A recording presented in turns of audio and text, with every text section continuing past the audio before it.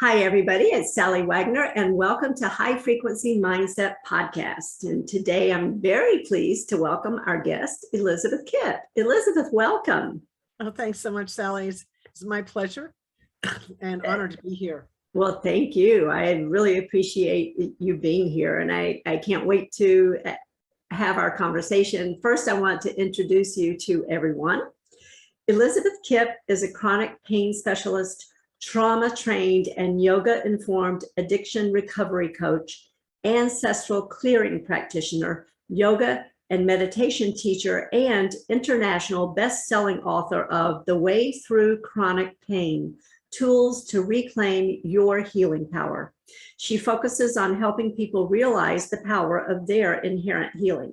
Elizabeth healed from over 40 years of chronic pain, including anxiety, panic attacks, and 32 years of addiction to prescribed opiate and benzodiazepine medication.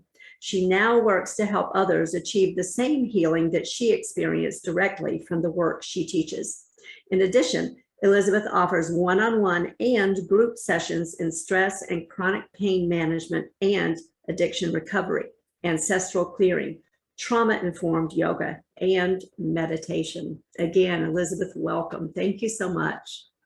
Well, thank you, Sallie. I'm excited about your platform. It's so important that people understand the power that mindset brings to the game of life, and that they have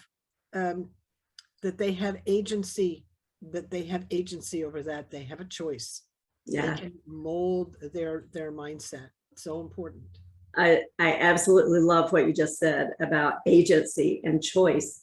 It's all about that, right? In my coaching, I guide people to reclaim that power of conscious choice, because in so many cases, we've just abdicated our choice to programming and society and family and friends. And for the most part, they're all very well-meaning, and yet it doesn't feel so well-meaning in our lives as we live it out. We get really confused about where our power is, and we give it away. We don't even know we're doing it. Yeah, absolutely. But yeah, it takes sitting in front of somebody like you or me, that this is what we do. We help people with this, to actually point it out. Yes, I'm not just a coach. I sit in front of teachers so that I keep learning, because they're in a different part of the path than I am. I haven't gotten there yet. Right. Yeah. And so you need to go over here. You're over here. Right. Yeah, absolutely. That's such an important part of it, right? That we do keep learning. We seek out our own guides and experts to help us help others. And the thing is, sometimes people, they have that mind app of, oh, I got to wait till I know it all. I got to wait till I'm perfect. That's not true. We just need to be one step ahead in order to help the person who's coming along, right? Yeah, perfection that's the ego coming in and making a comment that's really that's not even true. That's not real. Yeah. It's not real. Absolutely. Well, I'd love to hear about the work that you do with addiction, because that is such a plague on us, probably throughout time, and yet today especially we hear a lot about it. So could you share some about that? Yeah, I that's a long handle that I've got. Trauma trained and yoga informed recovery coach, addiction recovery coach. What does that even mean? I went into treatment and into recovery from drug addiction, and really chronic pain ended up being an addiction as well. And I required a holistic program. So I went to 12-step meetings. I'm part of the 12-step fellowship. I'm in Narcotics Anonymous, and I do some ACOA, some adult children of alcoholics. I do some of that. I do straight up Alcoholics Anonymous sometimes. Right. So there's, and then I do Recovery 2.0. I'm actually a Recovery 2.0 coach. And what's different about them in recovery? That brings in yoga into the 12-step, as a way of kind of solving the problem of the mind. And it's a beautiful way to, it's a great way to solve the problem of the mind, and also nutrition. Because we really, you know, food is information. I say junk information in, junk information out, good information in, good information out. Yeah. So it kind of doesn't matter what we're doing with the mindset. The psychology follows physiology. So we have to attend to the body, and nutrition and yoga do that. It's not the only thing, but it's Right. it's the path that I chose. The other part was that I've actually I've been in the rooms almost 9 years now, and the recovery rooms, and I've actually never met an addict or an alcoholic, and they're pretty much the same, that didn't have a chronic pain problem first, and that didn't have unresolved trauma as a beginning into chronic pain, and then addiction, and then recovery. So it's not just about dealing with the drug of choice or your behavior of choice. It's about what's underneath it. Yeah. What that's driving it in the first place. So that's why I needed that for myself. And I was like, oh, well, you know, everybody needs this. It's not just Elizabeth that needs it. Everybody needs this. Absolutely. Yeah. You've brought up such important information for people to understand. You know, we've probably all heard the term dry drunk, somebody who stops the behavior and yet they haven't resolved the underlying issues. That's it. And, and we gotta, we gotta resolve those issues. Hold on for dear life. And you know what happens when you do that? Your life can fall right through your fingers because you're holding, it doesn't. So I love a program that Russell Brand developed. It's his own brand of the 12-step. Have you done it? Oh yeah. Oh my gosh, I just love it. Yeah. And I absolutely love what he says about we are all in recovery to recover the person we are intended to be. That's and right. How more true could anything be? We all are addicted to something, or a behavior, a substance, a belief, all those kinds of things. And we need to approach it in that way, that we're all here to recover that person we're intended to be. Yeah, we call that in yoga, we call that just conditioning, right? Yeah. It's the conditioning. We come in whole, we're already whole, but we have this conditioning, the programming. I think you talked about programming before, that you know, we fall into these unconscious behaviors, and then we get in trouble. They're unhealthy. So the work that we do in recovery, and my focus, why we bring in a yoga practice, is begin. And by the way, Russell Brand is also a Kundalini yoga teacher, so he knows about this stuff, and he brings it into his work.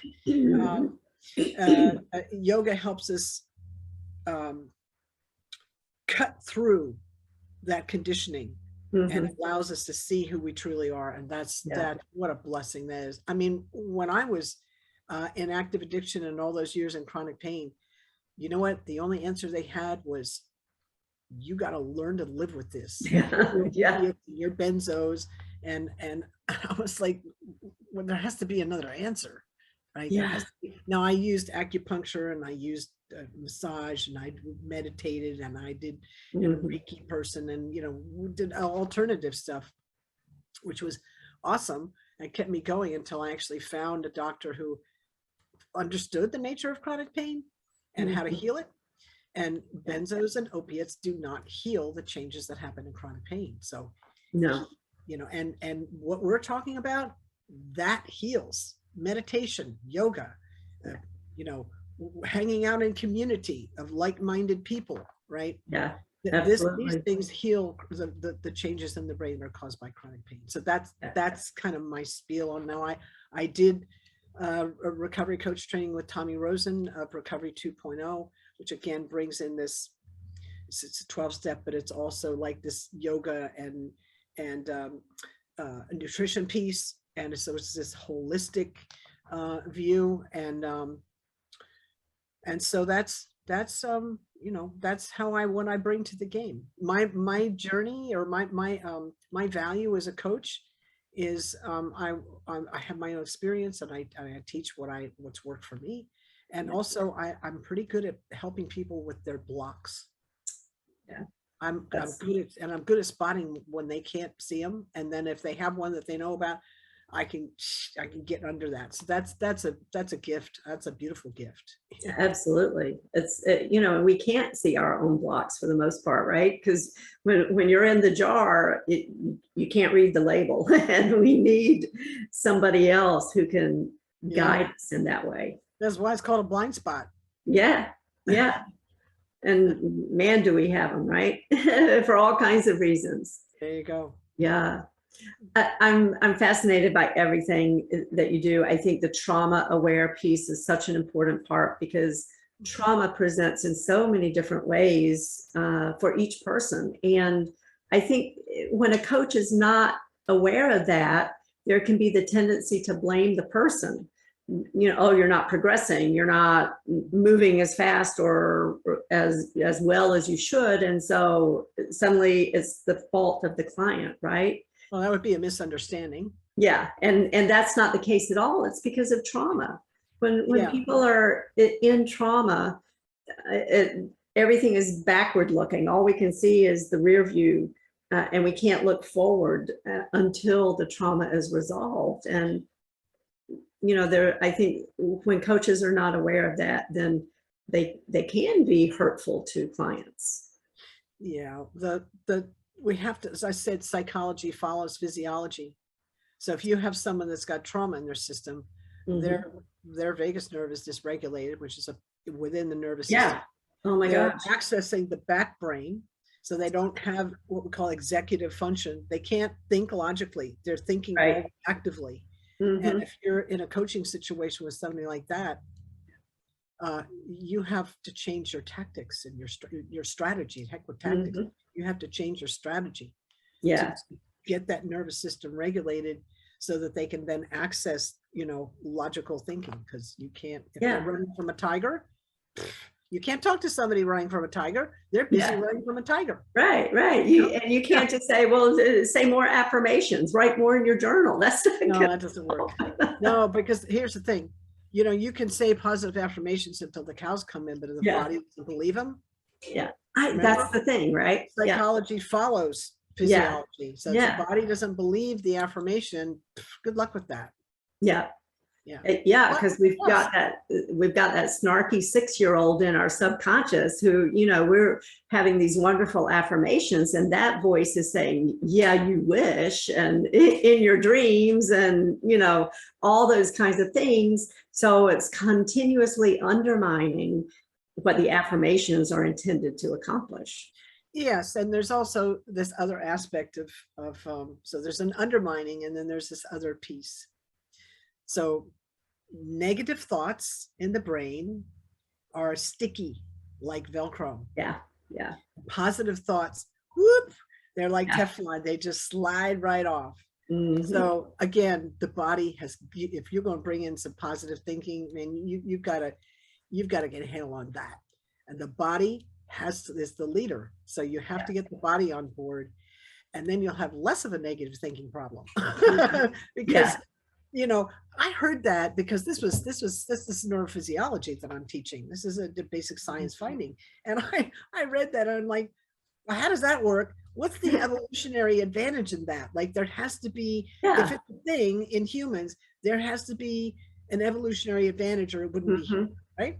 And I was like, I thought about it and I thought, oh, well, that's really simple. We have to remember the things that hurt us so that we keep ourselves safe. Yeah. So I'm going to remember, oh, tiger, bad, but I'm not going to remember, flower, good, necessarily. It just, it's in terms of weight and occupying in the brain, right? Yeah, it's all about survival, right? I mean, that's what shame is about. Shame is for survival. I mean, when you think about evolutionarily, we needed that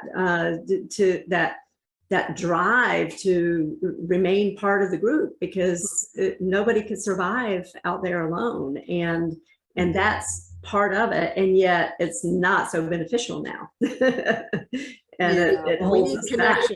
We need connection. And it's interesting that you bring that in. It's Mental Health Awareness Month as we happen to be taping this and recording this, and I just wrote a blog. I'm kind of trying to do a blog every day on mental health awareness at this month, and I wrote a blog about mental illness, mental challenge slurs that people bring in, like, oh, she's not playing with a full deck, or you know, she's not there, or you know, these things, and they're derogatory. And what do they do? Yes, they shame us, but what does shame do? Shame increases our sense of separation and isolates us. And then what happens? You know, we found out recently, fairly recently, that loneliness shows up in the nervous system as fight or flight. So again, can't access logical thinking, loneliness. So we're putting people, when we bring shame in, or when we bring in pushing aside, we're bringing in more of what we're trying to fix. Lack of connection, which is this biological imperative. Right. It's not healthy. Yeah. And when we're in the throes of that, you know, as you say, we're not thinking rationally. And so, you know, if, you know, perhaps people do want to exclude us for some reasons, and then we feel that. And then from the other side of it, we preemptively exclude ourselves because we anticipate the feeling of shame.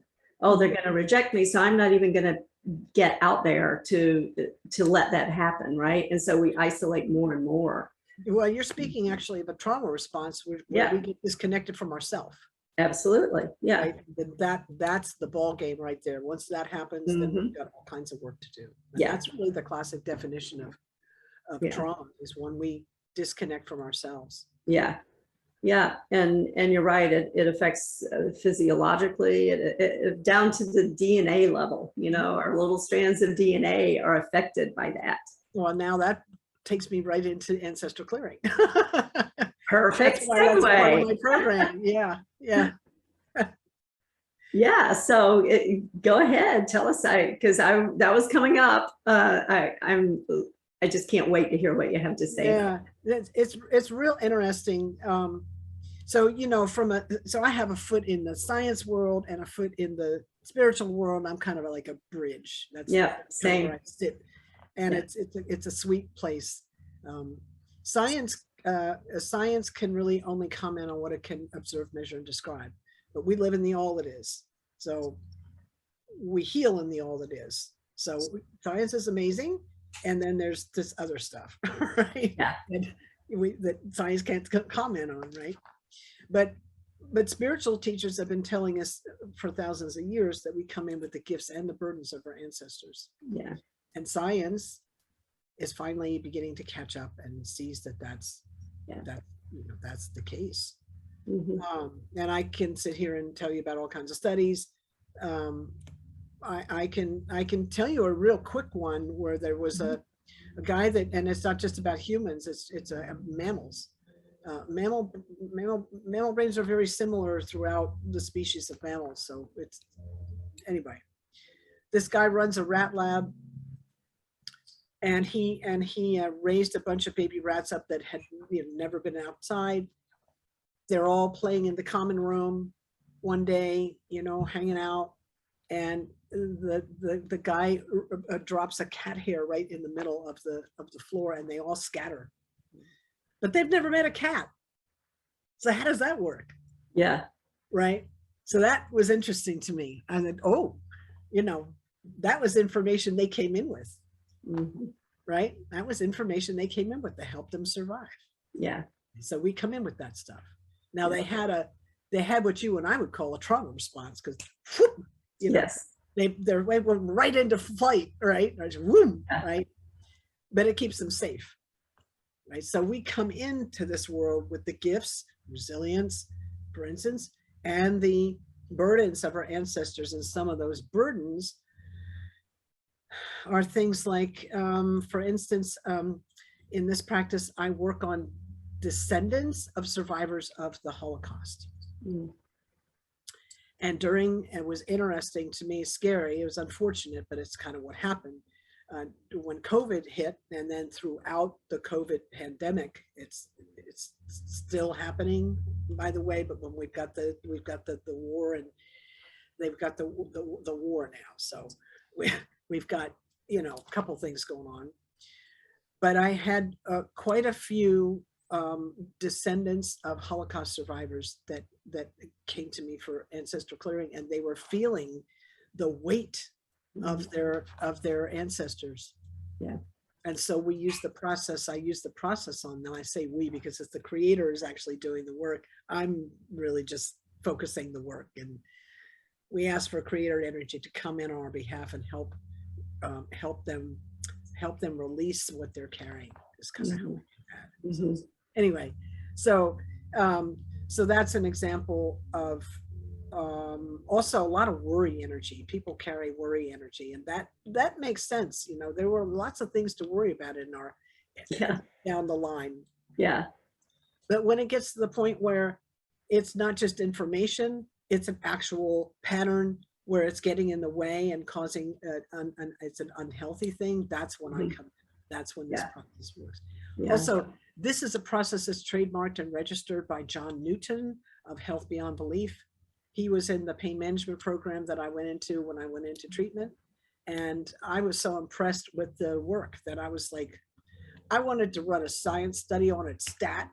It's like, what? This is so, I was so impressed. I was like, is this reproducible? Is it measurable? Can you, you know, and does he teach it? Like, I just wanted, and anyway, we had one practitioner do a dissertation, and she included the work in the dissertation, but what I'd like to see is research where we take blood before and then after an ancestral clearing session and see like the difference. Right. Because it'd be an epigenetic difference, and we'd have to be able to measure that somehow. Yeah, that would be fascinating.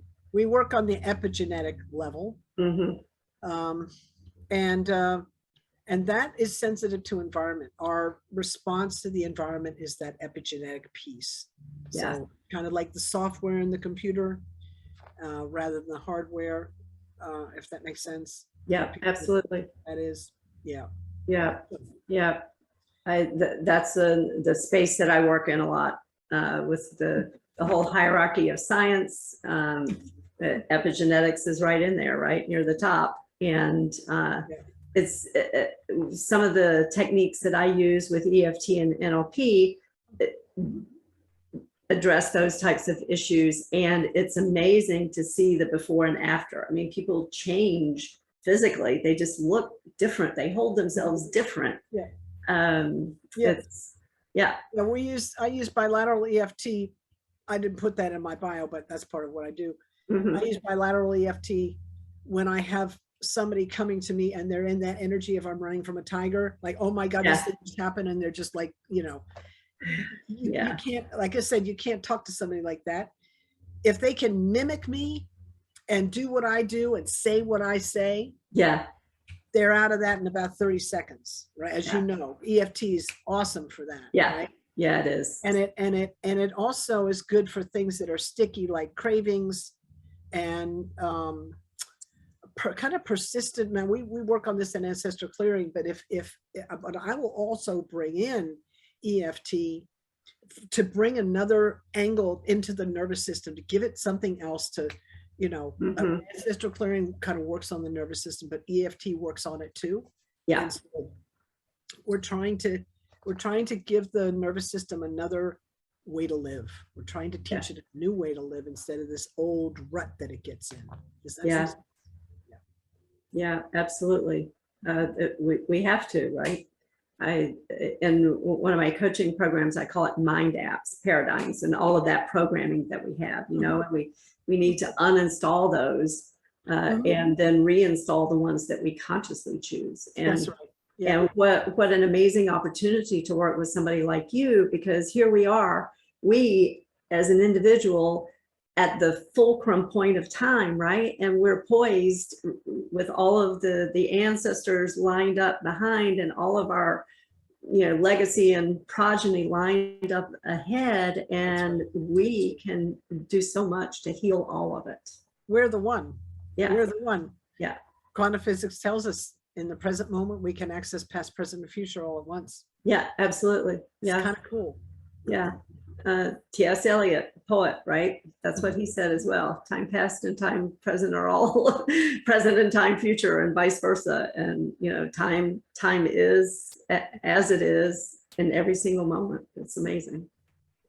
If you'd like, I'd love to give the listeners, give you and the listeners just a taste of ancestral clearing. It's just a I can do it. They'll still get benefit. You get benefit live, but you get benefit on the afterwards as well. Yeah. And I probably take up 1.5 minutes of your time. That's okay. Yeah, let's do it. All right. So we just ask everyone to be present and just sit quietly and let these words pass over you. As I said before, we bring in creator energy.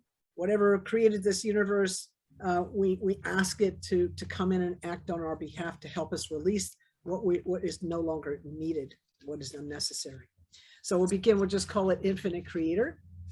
All that you are, source of all that is, was, and ever will be. We ask humbly and gratefully that you help everyone listening to this and all of their relationships, all their ancestors, and all of their relationships throughout all relevant time, space, dimension, realms, lifetimes, and incarnations. For all the hurts and wrongs ever done to them in thought, word, or action. Any hurts and wrongs they did to others, whether knowingly or unknowingly, and any hurts and wrongs they did to themselves. Please help them all to forgive each other and forgive themselves, please and thank you. For any time you weren't nurtured, loved, and supported, or cherished, please help all of you to forgive each other and forgive yourselves. For the times you didn't nurture, love, and support others in the ways they needed.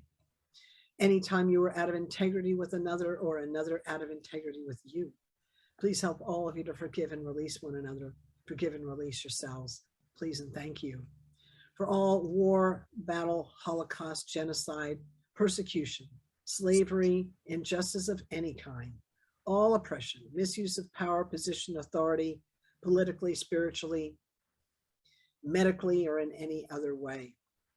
Please help everyone involved to forgive each other, forgive yourselves, release one another, release yourselves, find peace with one another, and find peace with yourselves. Please and thank you.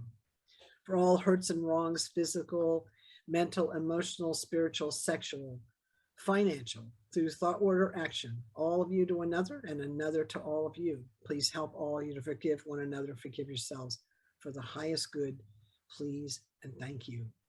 For any time you felt, believed, or were shown you weren't enough. For the times you tried to earn or learn your way into value of your family, relationships, or into the grace of the Creator. For all that led up to this, please help you all forgive each other, forgive yourselves, find peace with one another, and find peace with yourselves. For all empathic hurts and wrongs, times you took on others' unresolved issues or shouldered their burdens. For all adversity, struggle, and hardship that you saw, especially as children. Please help all of you to forgive each other, forgive yourselves, all family members, relationships, times this was done to you and times you did this to other. Please and thank you, please and thank you, please and thank you. And just take a breath in and let it out. And how does that feel in the body? Just notice. Yeah, that was fabulous. Thank you so much. Interesting, right? Yeah, yeah, very much. We come into this life with the gifts and the burdens. These burdens, since we came in with them, we don't know we're carrying them until we don't carry them anymore. Yeah. Right. And then all of a sudden we're lighter, like what just happened? Like that. Yeah. It's interesting. It is very much, very much. So I just heard my dog barking outside the door here. I apologize. Says, hey, I know, he's all in too. So I have a couple more questions for you. First, in my coaching, many times I use an acronym. It's MSG, and that stands for mindset, skill set, get off your asset. And I think it encapsulates a lot of very important concepts because, mindset, we've talked about that. And skill set is important because many times we need new skills to have the right mindset. And then the last component is we got to take action. Otherwise, none of it matters, right? We have to put it into practice in our lives. And so as you look at your life and your service that you provide to others, your calling, what principle would you point to that you believe has led you to your success, to this place where you are in life? Oh, well, I pretty much followed the 12 steps of wellness, which they're very, it won't take long, but they're powerful. And I'd love to share them if I could. Yeah. Yeah. Just briefly. 1, none of us were born to suffer. 2, we all have the ability to heal. 3, love with all your heart. 4, get real about your healing. 5, commit to your healing. 6, do the work it takes to heal. 7, do the work every day. 8, get real about your healing, in case you didn't hear me the first time. 9, never let anyone or anything get in the way of your healing. 10, love yourself fiercely and without reservation. 11, accept what is. And 12, be grateful for all that comes your way and more will be revealed. I love that. That's fabulous. Okay. One last question. How can people get in touch with you? And everybody, you can write it down now and always remember to check the show notes because all of this information will be there. So Elizabeth, how can you get in? Yes, you can get a hold of me at my website, which is Elizabeth with a Z, then add a dash or a hyphen, and then Kipp, K-I-P-P, like peterpan.com, Elizabeth-Kipp.com. You have to put the hyphen in there because ElizabethKipp.com is a web designer and a photographer, and she's amazing, but she's not me. So that's and all my social media is up there. You know, my email, you can book a session from there. It's a pretty operational website. Fabulous. Awesome. Well, thank you again for being here. I absolutely loved our conversation. Well, thank you. I really appreciate you. And it's nice to have a conversation with another coach in this field. It's really lovely. Yes, likewise. It's nice to have a lot of commonality that we can talk and really share the passion for what we do. Well, thank you again. And thank you, everybody, for joining us today. Make sure you check in with us next time for High Frequency Mindset Podcast.